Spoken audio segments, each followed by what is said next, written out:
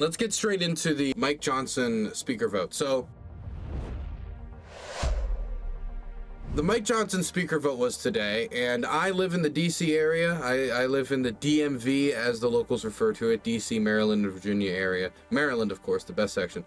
And there was actually a snow outside today. I noticed it when I was working. I was editing my drafts for one of the videos I just got back for the main channel. And I looked outside and I saw the snow, but on Capitol Hill, it was actually thundering, and lightning struck the Capitol building as it snowed. So it was snow came down as thunder and lightning were raining as the vote neared to just set the perfect aesthetic for a historically close speaker's vote. And when I say historically close, I mean this is the slimmest majority in vote that a House Speaker has had to try to wiggle through in roughly like 100 years. Like, this is an unprecedentedly close speaker's vote, and it's only been made more close by the fact that, while, you know, it's supposed to be something like 221 or 2, it's supposed to be a number that is still close, but it's a handful of extra Republican seats that they have. One person's resigned from Congress from Republican, and 2 others were picked for the Trump administration, shrinking the majority by 3, meaning that the current House total is something around the lines of 218 to 219 Republicans versus 215, 216 Democrats, leaving them not much room to lose going into this election. If they lose 5 or 6, it's over.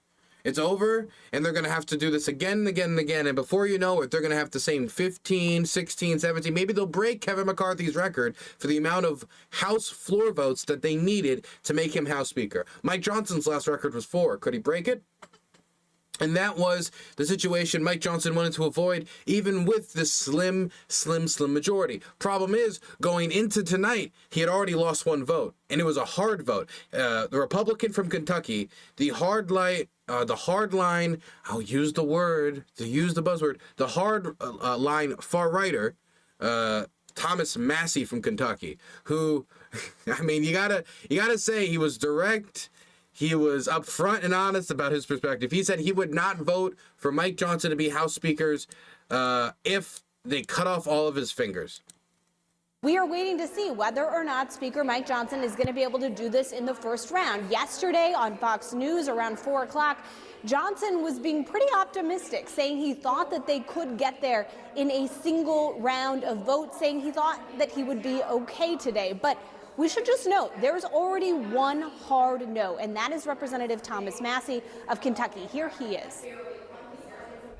I am the one hell no. You know, they say there's up to 5 or 6 who may be voting no. You can count on me to be a no. You can pull all my fingernails out. You can shove bamboo up in them. You can start cutting off my fingers. I am not voting for Mike Johnson.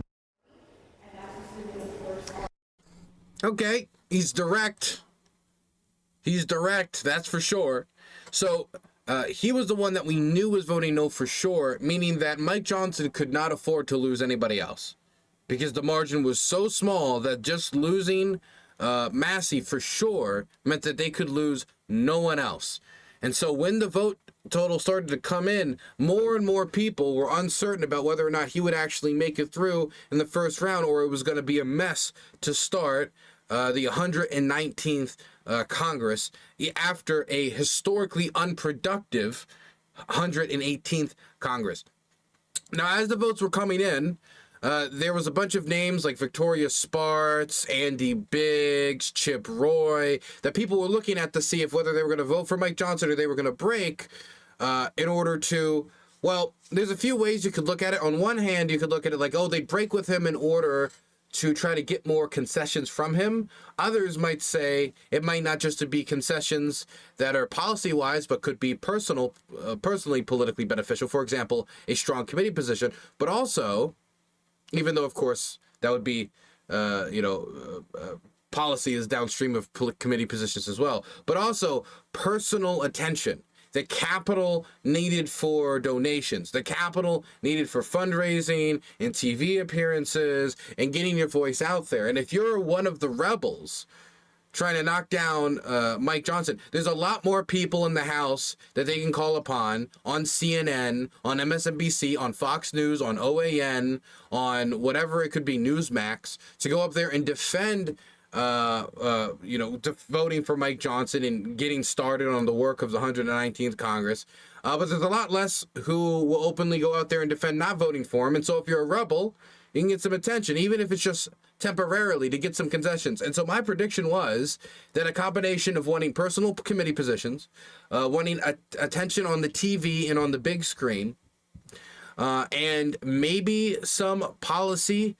For example, maybe they'd want to keep the rule that Mike Johnson wants to change going into this Congress, because Mike Johnson wants to make it so you need a handful of Republicans to call for a vote to withdraw the speaker, when before it was just one, and that's how Matt Gaetz legislatively gunned down Kevin McCarthy's speakership after his very tough fight to become House Speaker.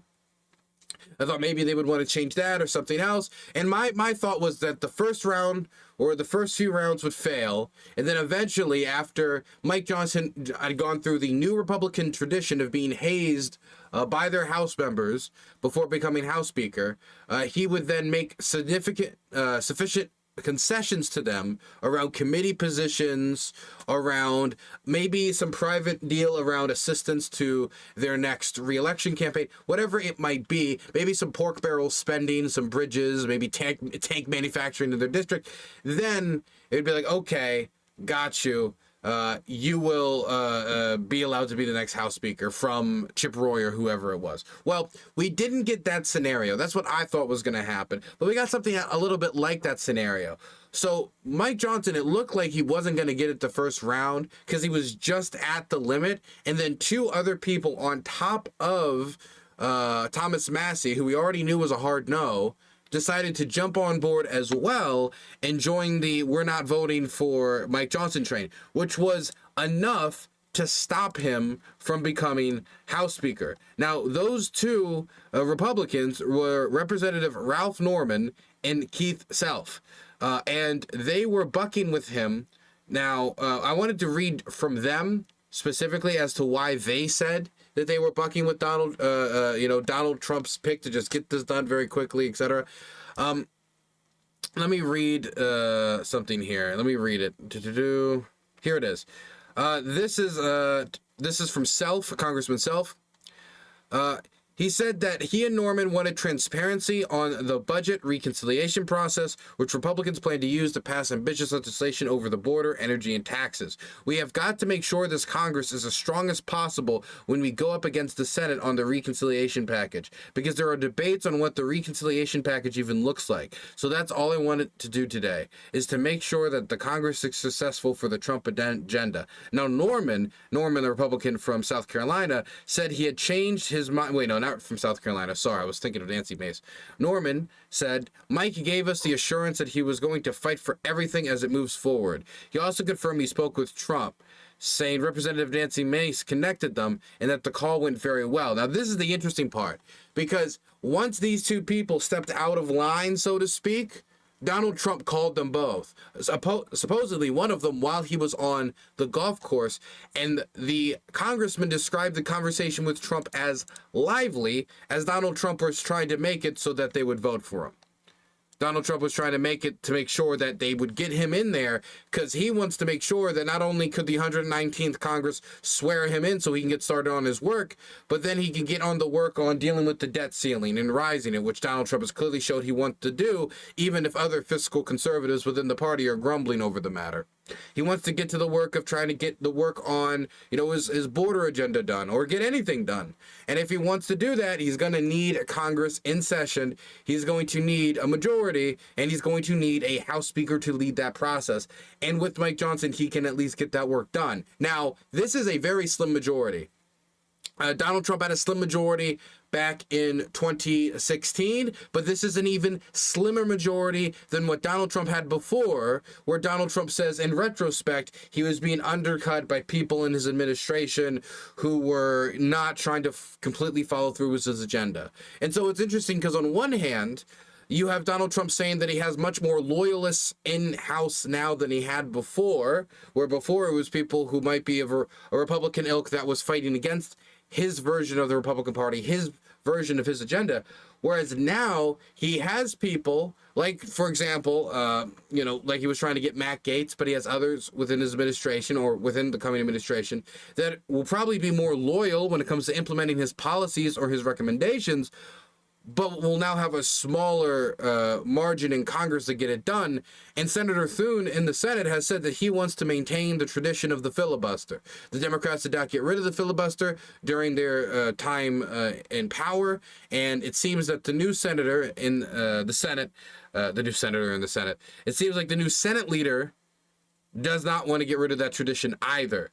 So, slim majority, a continuation of the filibuster, and we still don't know where we're going to go on these new committee hearings and whether or not we're going to get, not committee hearings, these new cabinet picks, and whether or not RFK, Tulsi Gabbard, and Pete Hegseth and these others are going to get confirmed.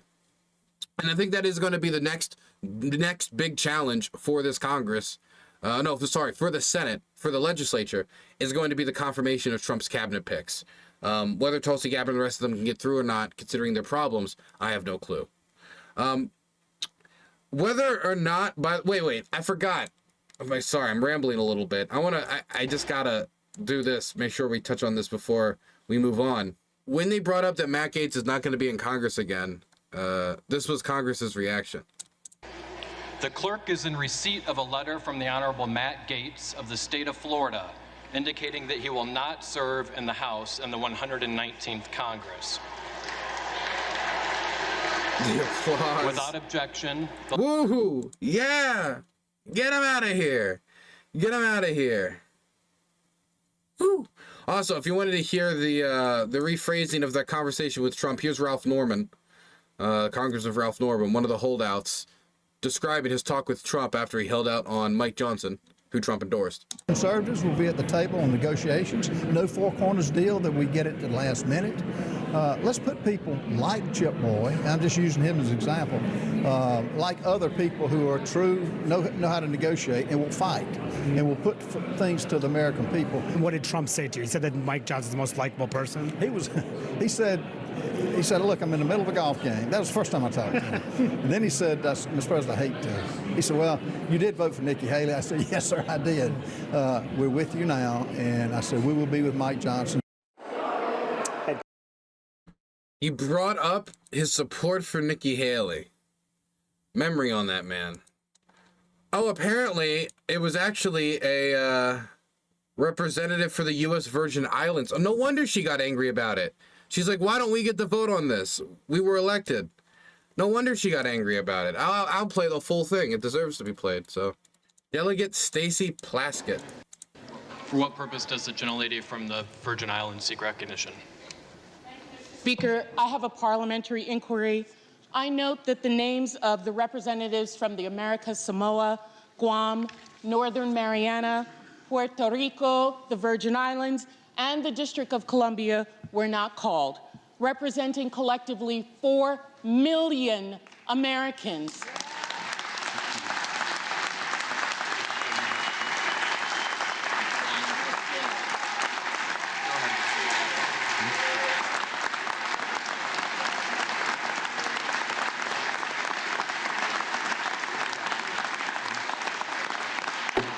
Mr. Speaker, collectively the largest per capita of veterans in this country. Does the gentlelady have a parliamentary inquiry? I asked why they were not called.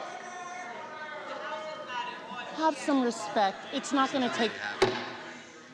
By the way, if you weren't able to hear what's happening, Republicans on the other side of the aisle are yelling, order, order. You know, the session's not in order. Basically, they're saying that she's taking over the session of electing the House Speaker in order to make a point about the fact that 4 million Americans don't have their rights, at least in my view. I mean, no, again, like, you're taxing them, you're taking their money, you're spending that money, and then telling them to vote doesn't mean anything.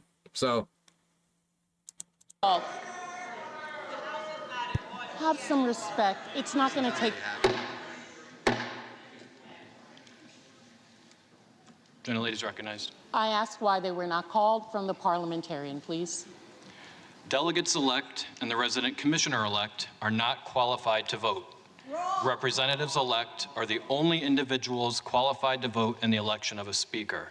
As provided in Section 36 of the House Rules and Manual, the speaker is elected by a majority of the members-elect voting by surname.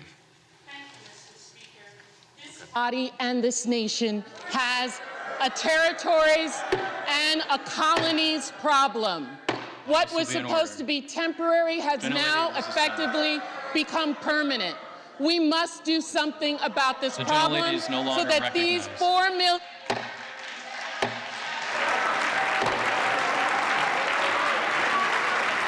But I have a voice, and... So if you couldn't hear what she said at the end there, she said, I have a voice. Then they cut off her mic, and she said, I speak for the Virgin Islands.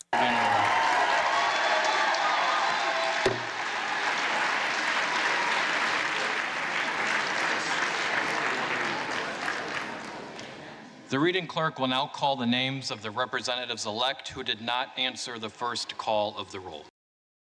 And that's that. And you just keep on going on, accepting the fact that the fundamental principles by which the country are founded are not being followed through on. Let me just read these replies. So let me get this straight. She knew the rules when she signed up for this gig, agreed to them, but now she doesn't want to play by the rules? Do I have that right? Sit down and be quiet. This Congress, your voice doesn't count that much. Yo, why didn't they just tell, like, dude, if they just told the colonists this? Why didn't we have Dee Sprinkle, this beautiful Alaska girl, tell us that at the time? Get us in line. Did Jeffries win it? Sure, buddy. Always has been. Just go look at the lake. It's a beautiful, beautiful lake. Concentrate on the beautiful, beautiful lake and the still water.